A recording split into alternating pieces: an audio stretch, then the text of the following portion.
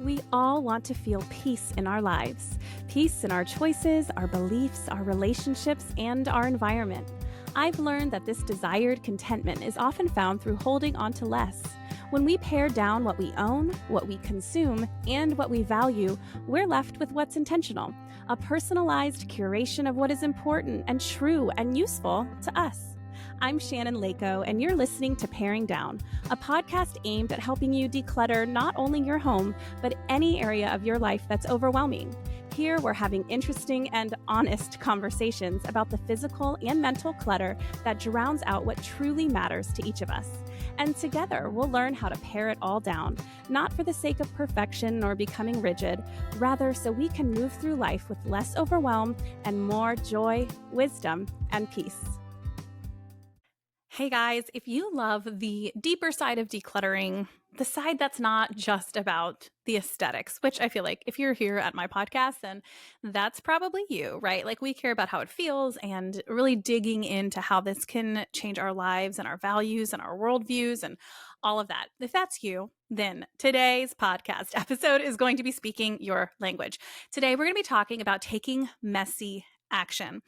And we're going to be talking to Sarah Horgan of the Simple and Intentional podcast. Sarah is a podcast host and a decluttering coach and a mom. And I'm going to let her tell her story for herself because it's one of the more powerful ones that I've heard, what she's been through and what decluttering was able to do for her and how it changed the way she showed up in the world and her overall well-being. And so I have full faith that you're going to really, really love and connect with today's episode. That said, it was the very last episode I recorded while I was still having some technical issues. If you have been around, you know that for about a month now, my recording software has hated me and I've been trying to figure it out. We finally have figured it out. We're all good now.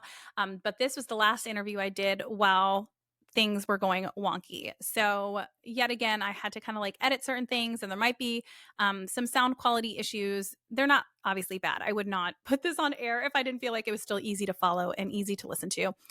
But you know what? I just want to make sure you guys know that moving forward, there should be no issues, knock on wood. Send up prayers. You know, it's life. Things will go wrong. But the point is that this is the very last one where there were technical difficulties. So especially if you're watching, I think if you're listening, you might be like, Shannon, you didn't even need to preface that. If you're watching, you're going to notice that like I'm edited in a little bit because I kept getting kicked out of the studio. And so it's just going to be a little bit more disjointed visually than I would like it to be. But I'm going to trust that you guys love me anyway and that you're going to get a lot out of this conversation. So without further ado, let's dive in with Sarah Horgan. All right, Sarah, thank you so much for being here. I just gave a little introduction of who you are and about Simple and Intentional, but you have such a powerful story. But I guess before I even get to your story, though, can you just tell everyone who you are and what you do? Yeah. So my name is Sarah, and I started Simple and Intentional about 3 years ago. And it was sort of post me making these big changes in my life, and largely with decluttering. But like I always say, it's about so much more than our stuff. And I just discovered through doing the whole process of decluttering and simplifying, and really leaning into minimalism for myself, that I learned a lot about myself, and I really unpacked a lot of things and was able to make some big changes internally as well as externally. So I started as an Instagram account and a blog, and it's really sort of grown slowly. I now have a podcast, and I work with women coaching, and I'm in the process of developing a membership as well. So I just really wanted to share what I had learned from my simplifying journey with other women, because I realized it's totally life-changing. Once you can get rid of all the excess clutter and you can sort of adopt that like simplifying mentality and apply it to all these different areas of your life, then you can just invite so much ease in, and it frees up so much time. So now I have time to like pursue this passion of mine, which I never would have had before. Yes, same, exactly. I loved going on your podcast. Everybody, her podcast is just so powerful. I love it so much. It's so fun to meet other creators doing similar things, right? Mhm. Because the whole reason I started this podcast is because there was yours and like Minimalish, and there's a couple other ones. And I was like, I need more, right? And so I was like, well, if I need Yeah. more, then maybe other people will listen to Yes, mine, you know? So it's really fun to be totally. part of this podcasting community that's just spreading a message that I know we're both so passionate about. And I love Mhm. what you just said about how the lessons we learn through decluttering and the contentment that follows and all of that can Yeah. bleed so beautifully into so many areas of our lives. That's what makes Mhm. it so life changing. Yes, the decluttering itself, but more so how the mindset integrates into the way we see the Yeah. world, you know, with everything. So Yeah. we're going to be talking a little about that today, and that integration when it comes to taking messy action. I'm so Mm. excited about that topic. But can you share a little more about your personal story, like when the decluttering thing kind of came together for you? Yeah. So it's been 10 years now ago that I was diagnosed with stage 4 cancer. I had lymphoma, and I was really, really sick. I don't think I quite realized how sick I was at that exact moment. But, as I sort of went through my treatments and, went through the whole process, I realized that I was actually really in a bad situation when I got to the oncologist, and I then subsequently had a bunch of time off work because I was going through chemo and radiation, and then recovering. And um, during that time, it was before I had my daughter, and so I was alone a lot. Like I had a lot of time alone, and I really spent a lot of time reading and reflecting, watching TED Talks, like just taking in all this information. And I came across this idea of self-love and self-care, which I hadn't before. I also started to like come across the idea that perfectionism and people pleasing weren't necessarily great qualities, which I had actually always thought of positively. Like perfectionism was I just hold myself to a high standard and I just like to do things thoroughly. And people pleasing was like I'm just nice and kind and people like me. And what I began to realize was that it was really um, you know, like there was behind those characteristics were like not great intention. Like I was sort of Mm. hustling to get people's love, even though I wasn't really aware of it. And I really cared about what people thought. And I wasn't really thinking about what was best for me or like setting good boundaries. And so I think it was that year that Everything That Remains, the minimalist book, came out because I did go to like a reading to see them sort of talk about it. And I read that book, and that was sort of the beginning for me. Like it really started to change how I thought about stuff and, just my mindset and everything. But I would say during my cancer um, experience that I was really like doing a lot of internal work. I did start to declutter, like I did, like the minimalists. I can't remember what they call it, but like the game where you like build on and declutter like one item on the first day and like two on the next. And I did that kind of stuff. It made a difference. But I think that a lot of the work I did at that point was internal. And then I sort of fast forwarded and I had my daughter, and then I started to get really overwhelmed. I live in a pretty small space, and the clutter started to make me crazy. And when I went back to work, like I just couldn't keep up with it all. Just like the cleaning and like moving piles of stuff around, and like just feeling like I was never getting on top of stuff, and just overwhelmed by my space. And that's when I really, really started decluttering in earnest. And then I started to see things more deeply and clearly, like my sense of scarcity, like why I was like stockpiling stuff for my kid, and like, those sort of things came out. And then I realized like I can let go of these things and I can replace things if I make a mistake, or, I can do without and I'll be okay. And that kind of stuff. So it was really, again, like a lot of internal stuff through the decluttering, but I really just like, stripped it down that time and was like, I've got to make this Yes. doable. So for me, my mom passed away of cancer, of bladder cancer, and it really shined a light on what's important in terms of stress. And I can only imagine after you went through that treatment and that experience, that you're like, okay, I need to make sure my life is streamlined in a way that isn't exacerbating any sort of illness or stress, really. And so, and it's interesting to hear you talk too about 2014, right? Like you hadn't really heard of these concepts before. And that's really kind of when social media, or like the Instagram social media, started taking off more, because Instagram came about in like 2012. That's the year I got my first iPhone. I remember Instagram was new and a thing, right? So by 2014, 2015 is really when we started to see these educational accounts come online, and we started learning more. And now it's very common to use words like, self-care, but these concepts are so foreign to us, especially as women, 100%. When we're so, society kind of builds it to be that we are the people pleasers, and we think that's a good thing. Yeah. I listened to, I think, it was either her book or a podcast I heard her on, but Jen Hatmaker, who I'd never heard of before, but she wrote a book, and in that book, she talks about how women are the temperature takers, and you walk into a room and you gauge the temperature of different people, and then you respond accordingly. And that resonated with me so much. I thought, I do that.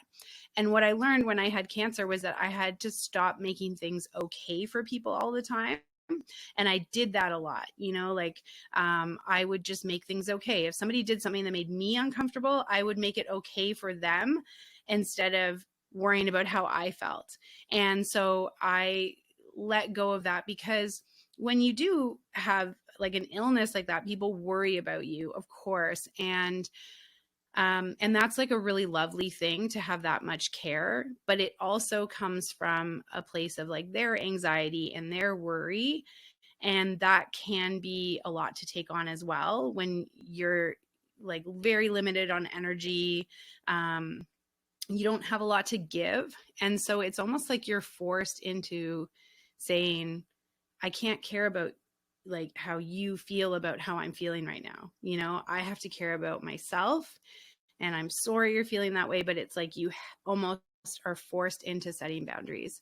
And so, I just think about that temperature taker thing a lot. And if I start to catch myself, I really work hard not to just make things okay for people in a way that isn't positive for me and may not be positive for them either. When we kind of like take away somebody's ability to like work through a hard feeling for themselves too, and just like make it okay for them, it's also, we can empower people by setting boundaries. And totally. First of all, Jen Hatmaker is my favorite nonfiction author and writer of all time. And also, when you were sharing that, I can't help, and I hope it's all right with you, but I can't help but go back and think of my time with my mom, just because of such a similar experience. And one of the things I look back and I'm like, I was saying goodbye to the most important person in my life. She was saying goodbye to everyone in her life. And I remember thinking about what she was going through in those last couple days and being like, she knows how much I love her. Now what she needs to know is that I'm okay. That's what she needs. And so I remember feeling like, is this going to offend her? But I said, you did such a good job raising us. Like, I'll be okay. It's hard for me to say sorry. But I remember saying that and not crying and having the resolve to tell her that we'll be fine. We're going to miss you, but we're going to be good. It's because to take that, I don't want her to have to take on our burden and our worry on top of her own. So it's really important. And I appreciate you sharing that. And I'm sorry for getting so emotional. Oh, no, I'm not sorry. It's part of being human, right? No, don't apologize. That is emotional. 100%. It's, like, it's interesting that you say that, because it's true, actually. Like, the things that I would think about were, not being there, right? Like, you're not there for certain Mhm. experiences, or you're not there with people, or you miss out on. And so it's true that people would want to know that you're going to be okay, because that would be their biggest worry, their biggest concern, of course, would be about their children and like missing out on things. So like feeling like you're okay would be such peace, I think, to give someone, that from my perspective and my Exactly. experience. So I think you're right. And it is, I've heard so many stories about people who have gone through really significant health challenges, or like gotten a diagnosis where they were supposed to die and they decided they weren't going to. And I'm not, saying that this works out for everybody, but that they really protected their energy, and so they like made it clear, like, don't enter this room with like negative thoughts or that sort of thing. And they protected their energy. And I think that like, just to really like connect this back to like, your home space and decluttering, like, um, your environment has such a huge impact on you and the people around you, and how they speak and the energy they bring. And when we think about living with intention and wanting to create um, a life that feels good, the environment and the people around us are such a significant, if not like maybe the most important part of that. That you have a space that you go home to and you feel good in, and you feel secure and safe and cared for, that doesn't cause you stress, that you can come in and feel at peace, that sort of thing. And that's why, like, I think decluttering and having a good relationship with stuff and buying and all of that stuff is like incredibly important, because it is a way that you're caring for yourself, because you're saying like, I actually am worthy of having a clean and beautiful space. I don't need to just like make do. And I think that when you can make a connection like that, then it makes the work of starting and like continuing with decluttering a lot easier, because it's something really strong and really significant. It's not just, I should have a tidy home so that when people come over, they don't think this about me. It's, I deserve a tidy home because it impacts my stress and my peace of mind, and allows me to spend time with my children. And, like, I just had a night, well, I was just telling you before we got in that we've had a plumbing issue here. And so I had a night the other night, and I came home, and, we'd had these plumbers through and everything was a mess. And I was so stressed. I just like had this really long day, and I was just like really overstimulated. And then I had to like clean the bathroom and mop all the floors and clean the kitchen in this like small window of time. And I just felt like my interactions with my daughter were not great. Like, I was really stressed and agitated and irritated. And, I told her that, but she's 5, and I was like, I'm sorry, I'm feeling overwhelmed. Like, I've got to do this.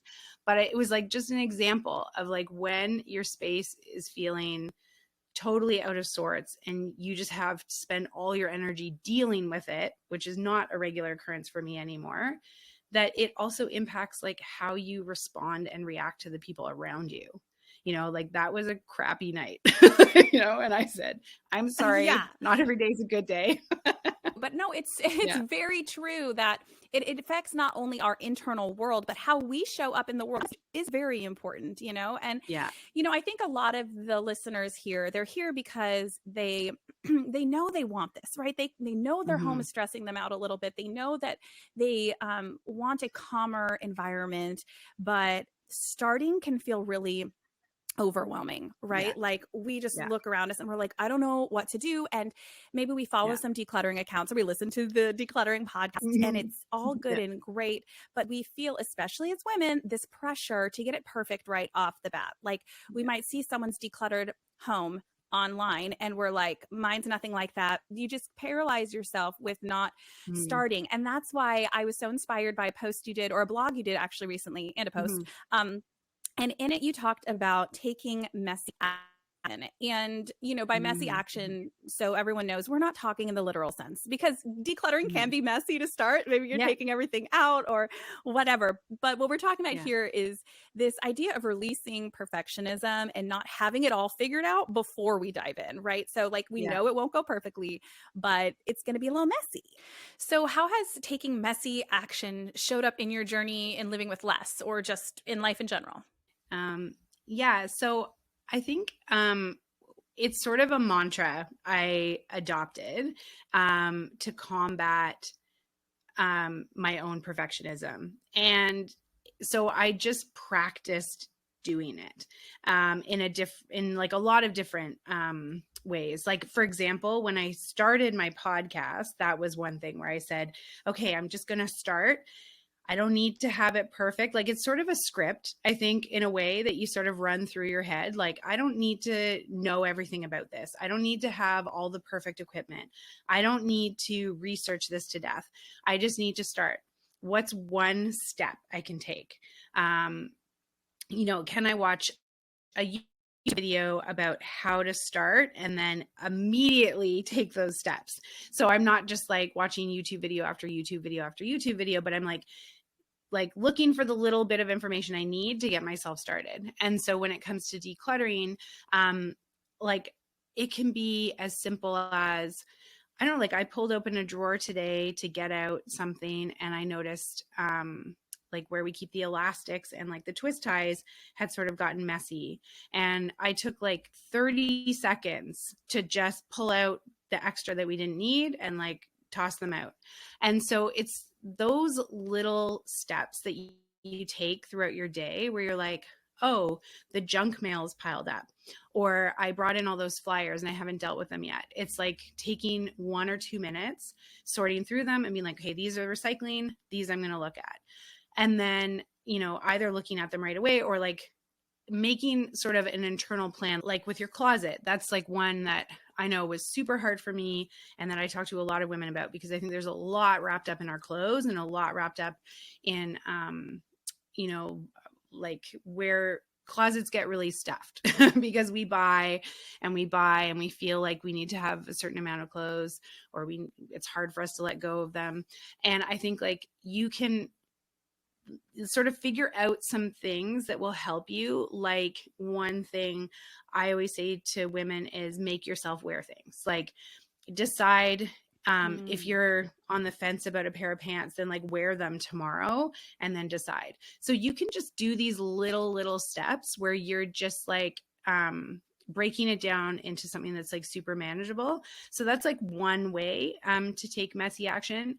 I think you really have to develop a mentality around it. And I think that it takes practice, like anything. Like you mentioned earlier, that sort of idea of where we can get caught up in the perfectionism of like, seeing these decluttered spaces and feeling like we need to like tackle it in a weekend, or, get down to work and sort of do the whole thing and like finish the job. And it's also about recognizing that it's never going to be finished. Like, the act of decluttering and the act of like engaging with your stuff that way is ongoing. So are you always going to live in a super cluttered home? No, because you're going to do the work and you're going to get like all that extra out. But are you always going to have to make decisions about your stuff? Yes, because things will come through the door all the time, especially if you have children, like they are just bringing things in on a daily basis. I know when I open my daughter's backpack, it's like full of crumpled up papers every single day. And there could easily Every be, single day. yeah, 6 to 7 pages of paper come in the house a day. So if we didn't like deal with that on a daily basis, then there would probably be a corner of my house filled with papers, So it's like you have to build the habits and the routines and, do the work on a regular basis, but that also you have to sort of shift your mentality to, I'm going to try just doing this without understanding it all the way.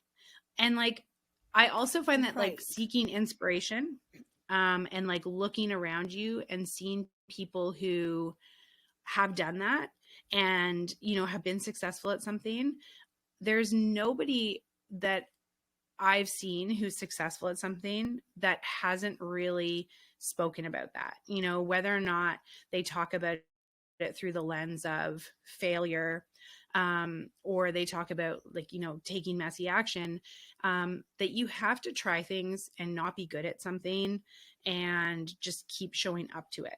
And then the more that you show up to it and you can do it reasonably consistently, then you're going to see a result. Right, exactly. Like you just have to show up and do it. I think so many of us say, well, I'm just not good at being organized. Or I'm just not good at decluttering. But this word was brought up by Elena Willits of the Kind Organizing podcast when she came on a couple weeks ago. To Mm-hmm. talk about her experience decluttering with ADHD. And it's a great episode. And she talks about how there are a lot of these prescriptive solutions. And Mm-hmm. I Mm-hmm. don't think that there's anything wrong with these kind of more specific things like Yeah. declutter anything you didn't wear this past winter, or turn Mm-hmm. your hangers a certain direction and see how that, Mm-hmm. and then declutter anything that is still the other direction in a year from now, Yeah. or whatever. I mean, we have these steps, right? Set a 15-minute Yeah. timer. They're all great ideas, but they aren't going to work for all of us, nor are they going to work in every single situation that we're decluttering. So you can find that inspiration, but a lot of decluttering is getting off the phone, saying, I'm not going to look at inspo anymore. I'm going to get my hands Yeah. dirty. I'm going to open the Yeah. drawer and I'm going to go for it and figure out what works for me and how Yeah. your muscle of decluttering can get stronger, right? Because it does get Yeah. stronger. We get better when we do it more often. Like you said, Mm-hmm. that consistency is when we're going to see the big results. So, Yeah. I'm curious to your thoughts on why you think it's okay to just dive into decluttering. I guess piggybacking off of not sticking to these prescriptive rules. Like, how do you think it's Yeah. beneficial when we actually don't follow the rules and we just kind of get Yeah. in there ourselves? So, how can that be beneficial? Yeah. So, I mean, I will say one thing, like I think that there's a benefit to starting with high structure. Like if you are feeling super lost, um you can use something as a guide. But like you said, you can take or Yes. leave what works for you. So like, when I started decluttering my closet, I read Project 333 and I did Project 333. However, I ended up like, figuring out my number of clothes. Did I stick to it like for 3 months, or did I like, after 2.5 months start like, moving things around, like you don't have to follow it to a T, but then you kind of can use it as like a guide. But I think the benefit of just diving in is that you build your confidence. So number one, decluttering is a lot about decision making. And if you are not a decisive person, like if somebody asks you, like, where do you feel like going for lunch? And you're like, I don't know, wherever you want to go, then it's going to be harder for you in the beginning. But if you are more comfortable with making decisions, then it might be easier for you. But either way, it's building your decision-making capability and your confidence with making decisions. So, and your confidence with making mistakes. I don't think I've made a lot of mistakes with decluttering. I have to be honest. I like to sort of add that in as well because I really can't even think of anything. I think I've replaced a curling iron, like, but not out of need. Like I was like, oh, maybe my daughter would like this. And we still only use it like twice. So I really have made very few mistakes, but you really have to be okay with like, if I do get rid of something and I want it back, you can replace it. Like the world is full of stuff. You can replace it. There are very few things that are irreplaceable. And there are lots of ways to preserve that without actually keeping the item as well. So I think like you just have to start make decisions and make the small ones first. Like, am I going to keep these socks that I haven't worn in 2 years? That's an easier decision to make because you're probably not super attached to a pair of old socks you haven't worn in 2 years. But, going through your sock drawer, your underwear drawer, and like clearing it out and then having a really nice sock and underwear drawer to like go and get ready in the morning is going to feel awesome. And then it's going to build your motivation to move on to other things because you're going to be like, wow, I did it. It feels great. I feel good about myself. I have this great result that's like motivating me to go forward. So, find the structure like that, use the tips like, and take or leave what works for you, like you said, because not everything's going to work across the board. Maybe a timer is just like not a good tool for you. Don't use it. But if you find like the hanger But you trick won't of know flicking that around, unless you try it. Oh, sorry. exactly. I know we're having Yeah. this delay. I'm so sorry about the delay. Yeah. But yeah, you don't know it unless No, it's you try fine. it. And I think that's Yeah. really powerful and really great advice that, like, yes, have a guide, but then also Mm-hmm. know that if the guide's not working for you, you can Mm-hmm. shift. Mm-hmm. You can do something Yeah. different. You know, like I'll take, for example, my decluttering route, or not, sorry, not my decluttering routine, my Yeah. laundry routine. Yeah. Because routines, like you said, play a big part in decluttering and managing your home. So Yeah. there's a lot of advice out there to do one load of laundry a day. Like, I don't love the idea of folding laundry every single day, but also Yeah. if I'm only folding a couple pieces of laundry, then I'll do it. Yeah. So I did it every day for like a week, and I was like, this just feels like overkill. Like, I don't need Yeah. this. And I also was like, gosh, I feel like I'm using a lot of water. Like, for me, there Yeah. was just thoughts in my head that were making it not Yeah. work for me. So I was like, Yeah. let me kind of do every other day. And Yeah. man, that is like the sweet spot for me, because I was doing Yeah. once a week and that felt overwhelming. I just would have Yeah. this pile of laundry to do, and I didn't want to fold it. And even though I fold in front of the TV and make it fun and Yeah. whatever, it just was too much. Every day Yeah. was didn't work out, but then every other day it was like my golden spot. But I had to take that messy action of changing things up. So I went from Yeah. the week to every single day. That didn't work. I landed on every other day, and then I had to figure out, okay, some people say just do it all in one day. You got to do the whole load and fold and put it away in one day, right? Yeah. That's what the people say that you should do. Yeah. And for Yeah. me, that did not work for me either, because I like to get it all in the morning. I put the I start the load in the morning, and then I come back from school drop off or whatever we're doing that Yeah. day. I change it over to the dryer, and it's usually dry by like 11 a.m., but that's Yeah. in the middle of my work day now. And then I fold in the afternoon during my kids' like 1 hour of TV time. They get TV time from 3 to 4 every day. So that's when I fold. But then I need to jump to dinner, and putting laundry Yeah. away, even though we've simplified our home, is like a whole nother, I don't know, mental barrier. I don't know what it is. Yeah. And so oftentimes I will leave it folded inside the basket, make dinner, do the whole thing. And then the next morning, after I put, or actually, no, the next morning, I'm not starting a load of laundry, is my put away days. Usually I have Yeah. like a morning that I'm starting the load, and then I'll Yeah. fold it afternoon. And then my next day is kind of like my day off. It's just I put it away in the Yeah. morning when I wake up, and then I don't have any out. Sorry, that was a lot about my laundry routine. But the point is that I had to figure out what worked for me. And I think the Yeah. power in jumping in and using the guide, but also being willing to be flexible, is that we're personalizing things for what Mm-hmm. works for us, right? And Yeah. that goes to organization. I mean, I hear, some people, they keep their toothbrushes in the kitchen because that's where their kids like to brush their teeth, or they keep their Mm. socks in the mudroom Yeah. instead of in the drawer or whatever. Yeah. Like, once you start playing around with your routines and Mm-hmm. how decluttering works for you and how much you need of certain things, it's personalized, and therefore it's a lot easier to stick to and be excited about. Yeah. Yeah. I Yeah. 100% agree with that. Like, I think once you try things out, then you really can figure out exactly what you said, that you apply it to your own life. And that's why I think, like, when I teach people about, decluttering their closet, for example, like, there is no quick answer.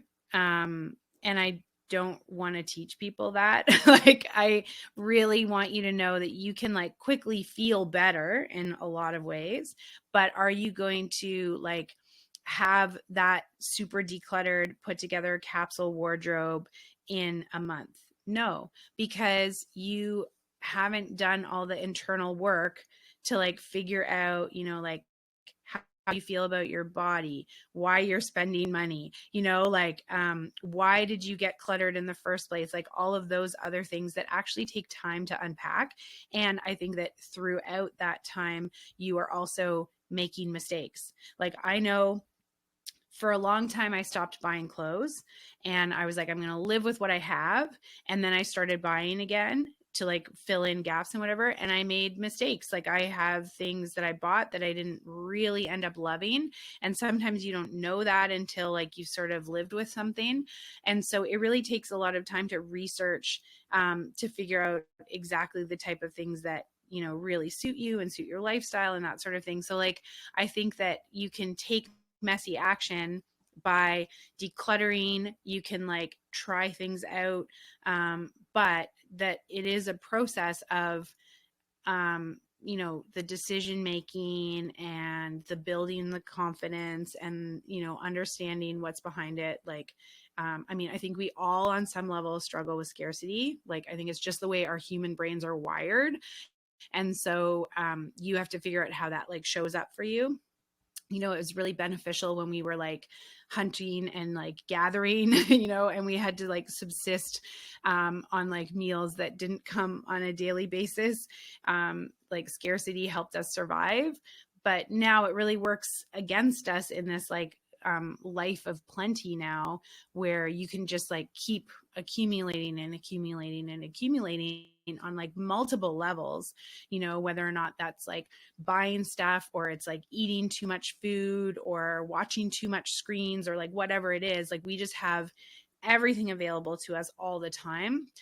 So that sort of scarcity piece is like a really big one that all of us have to like tackle on some level. And once you have an understanding of it and awareness of it, then it allows you to like start to shift what you do, because it can come up like, I still notice it. Like I was, we have like, I don't know if you have this, like, really lucky actually that there's like a number of women that live in not too far that have started these little like secondhand clothing online shops, so I try to do the secondhand thing first.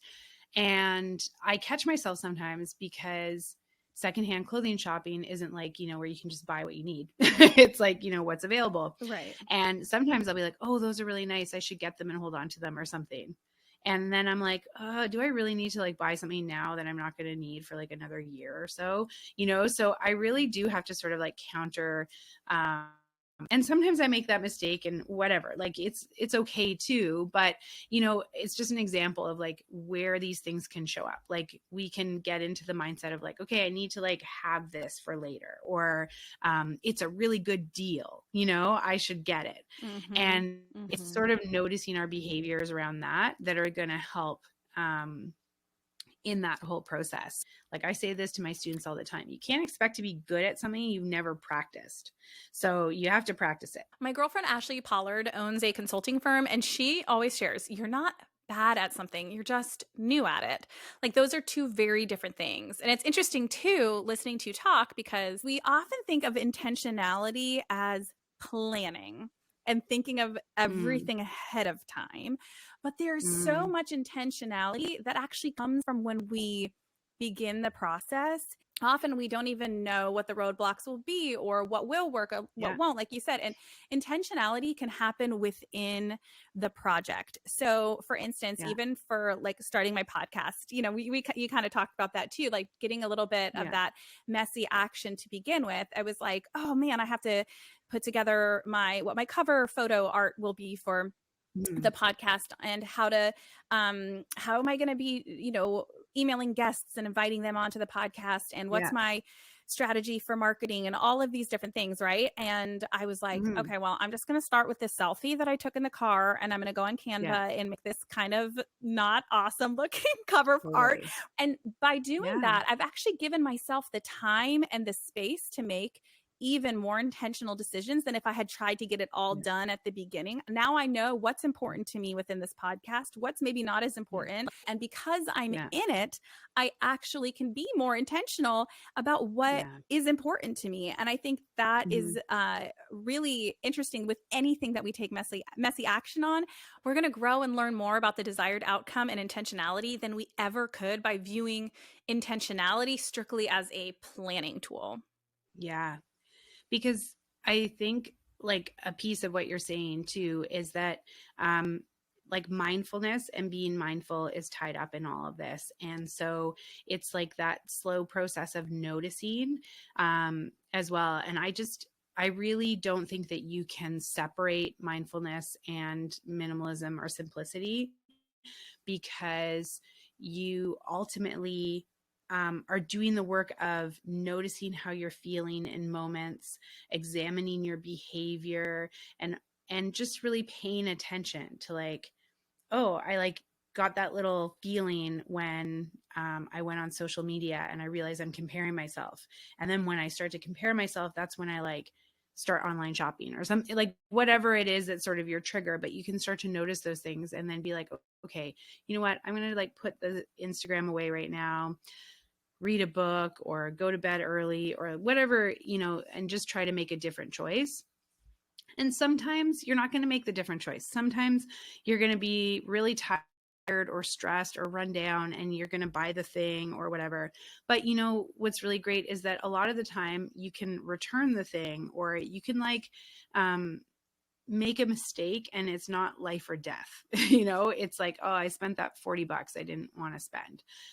Is there a solution to that? No. Okay. Like I can't get all my money back. Maybe I'll sell it on Facebook Marketplace, or maybe I'll give it to a friend, or, like maybe I'll live with it, like whatever. But there's always a solution to these things. And I think that like just the more we tune in and become aware of ourselves, and that's what's great about taking messy action, is that when you do that, you start to figure things out because things come up you didn't even think about, or like you're faced with problem solving, and you get to build that capacity and like your ability to persist, or like is what you're doing tied to something strong enough that motivates you through like the hard times as well. Like that's another thing. Like actually if you go to my website and you sign up for my email list, I send you like an exercise on how to craft your why, because I think that that's really important. When you know why you're doing something and it's like tied to something deep and really motivating, then it's not going to be so hard to like keep showing up. This is why I know Yeah. that like you and we approach this on a deeper level and with such a similar hope for those we're leading, because I also happen to have a Know Your Why worksheet. So great minds. So everyone listening, I bet between Sarah's and my resources, you can uncover a lot about yourself. Man, I want to talk to you about this all day. I absolutely loved coming on your podcast, which is why I was so excited that we were going to continue the conversation here. But for the sake of time, let's dive into these last two questions that I ask everybody. Yes. So the first is, what is something that you are paring down right now? I am paring down my expectations of myself. And I am paring down what I'm doing on a regular basis. So it's sort of getting to the root of like, what are the really most important things that I do on a daily basis. And also, like, I guess I should add on, it's really noticing where I'm starting to say yes to things that I really mean no, or like that sort of like responding to people and like giving my time sometimes to like like if I have a free half hour or something, and then I end up spending that half hour like responding to text messages and emails or something like that, I'll regret that, like I want that time for something more intentional. And so I am really just like saying to myself, okay, like I'm not going to get back to everybody in a timely way all the time. I don't have to do all of the things today. I can push things back. I think it's really just been like examining and getting more mindful and more intentional about like my actions and how I can like sort of hone them a little more, just get a little more efficient too, so that I'm not wasting time on things I don't want to be wasting time on. So yeah, I just really have been like paying attention to time and like what my thoughts are around what I'm doing and that sort of thing, and just trying to like hone in on that a little more. Ugh, I love a like deeper internal paring down moment, right? Because it's great. I love when people are like, I'm paring down my outdoor toys or whatever. And that's awesome too. But these deeper questions, girl, you're speaking my language. Okay. So what is one thing that you are looking forward to? I am looking forward to the stuff I've been working on for Simple and Intentional. Like I said, the membership, I'm sort of working on a course. Like I feel really great about the content and how helpful it's going to be for people. And truly, that's like what I'm immersed in right now. So I do feel really excited about that because, it's been a journey for me. I have learned so much. And I just feel like I've gotten to this point where I'm so clear on how to do this that I think, pairing that with like building a community in a really intentional way, I think is going to be really exciting for me. It's going to be exciting, and it's going to be exciting for the people who get to benefit from that and be involved in it. But I am just personally feeling really excited about that. Well, I mean, then those students are going to be so lucky to have someone whose intentions are so pure and so just authentically motivated. I think that's awesome. All right. And lastly, where can everyone follow along with you online and get these different resources and learn all that wisdom that you have worked so hard to gain? Yeah. So my website is simpleandintentional.com, but I'm most active on Instagram at simpleintentional. And then I have a podcast, the Simple and Intentional podcast. So, definitely subscribe, follow along. I have great guests like Shannon on my podcast.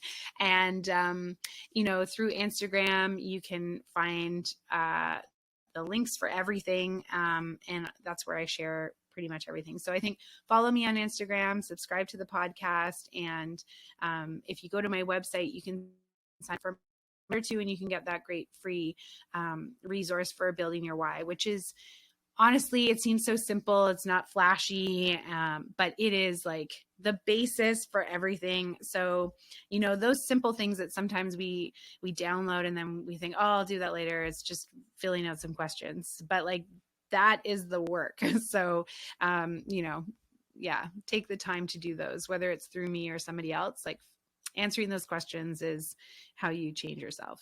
Yes, couldn't possibly agree more. And I'll make sure that all of that information is in the show notes for everyone. So Sarah, thank you again for coming on. You have been just a joy. So thank you for being here. Oh, you're so welcome. Thank you for having me. You just listened to an episode of Paring Down with me, Shannon Leyko. If you enjoyed the show, it would mean the world if you can leave a review wherever you listen and share this episode with a friend. Those reviews really are what keeps a podcast on its feet for the long haul, and I will read every single one with a huge smile on my face, so thank you ahead of time. If you're watching on YouTube, don't forget to hit subscribe. Also, be sure to follow along on Instagram at Paring Down Podcast, where I offer lots of tips and inspiration for paring down, along with what's new here on the podcast. Till next time.